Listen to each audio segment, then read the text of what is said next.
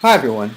Today we're going to do some problems that involve us recognizing a physical change. Let's take a look at this example we have here. Which of the following can be considered an example of a physical change? So we have 5 options ahead of us, and we're going to check out each one to make sure that we find the one that involves and find the ones that involve just a physical change. So let's take a look at the first one. It says boiling water to form steam.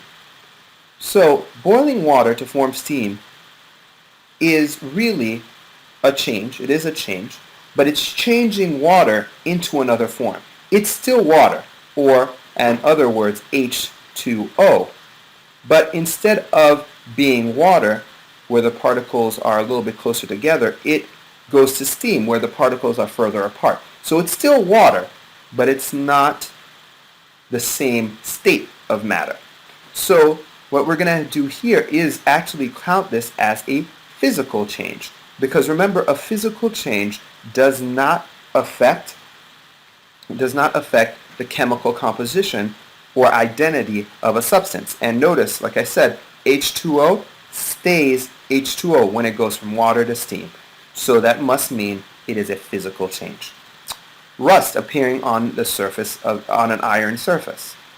Rust actually is a chemical change, which we'll discuss later, and rust appears on an iron surface only through changing its chemical composition.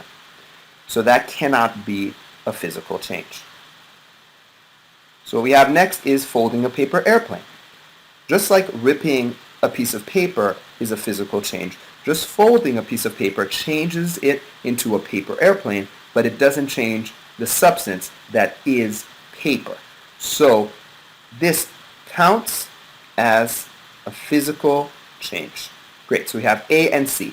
Let's check out D and E. Burning fuel to power an engine. Burning is something that involves chemically changing the fuel to power an engine. So that must mean it is not a physical change if it involves changing the chemical composition of something to become something else.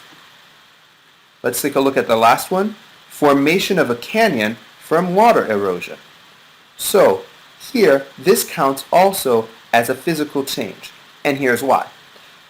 Because as water moves and pushes through the canyon and erodes or takes away parts of rock from the canyon to form it, it is not changing the chemical composition of the rock or the canyon.